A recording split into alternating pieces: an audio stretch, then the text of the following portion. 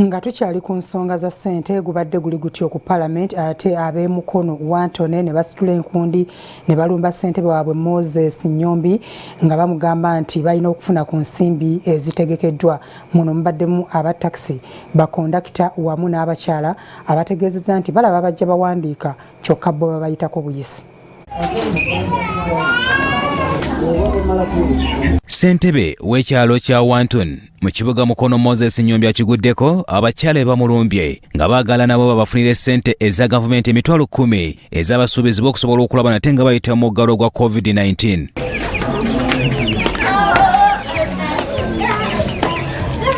Abakyala bano bakalaatidde ssentebe nti si bakuva mu yafisi ye okutuusa nate nga bawadde ssente oba nga lina kyabakoledde. Tulumiziddwa nnyo okuba nti ffe batuyitako buyisi. Ne bayita eri ne beetooloola ne bawandiika ne balondamu ffe ne batuyitako. Naffe twagala kuba naffe ssente tuzaagala. Tuzeetaaga emisolo tugiwa. Tugula ebintu bya buwalana. Naye kaakati bo bayise buyisi ne bagenda nga batambula butambuzi balondamu bulonzi mbu bajja kugenda nga balondamu amayumba n'okulondamu abali obubi mu butuufu banaamanya batya nti ono ali bubi ono ali bulungi kuba kati omuggalo ekyatuukawo si kugamba nti nno gwaggalira bali bulungi n'abali bubi gwaggalira abantu bonna. Bawandiika bawa abantu abala ssente naye ffe nga tebatuwadde ssente naffe tetulina buyambi bwonna.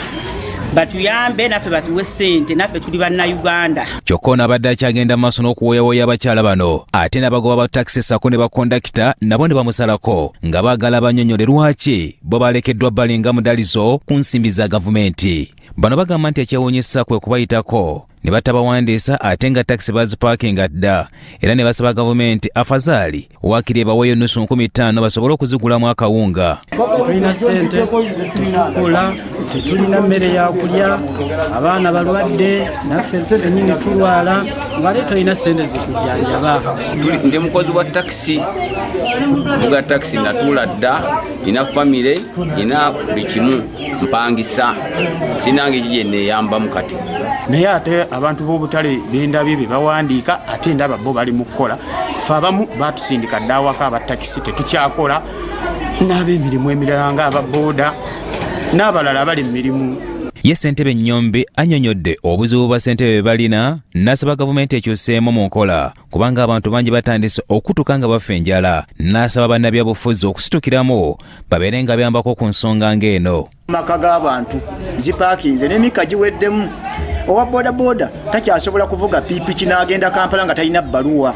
Kati bannaye bwe mbaga tetulwaniridde bantu baffe betujja mu obululu baani abanaatulonda. Oluvannyuma ssentebe alagidde okuwandiisa amannya g'abantu bano ku lupapula olwa LS1 balabe bwe banaasobola okugatwala babaddiremu. Bya Elkiyiga, Salt TV, Omunnyo.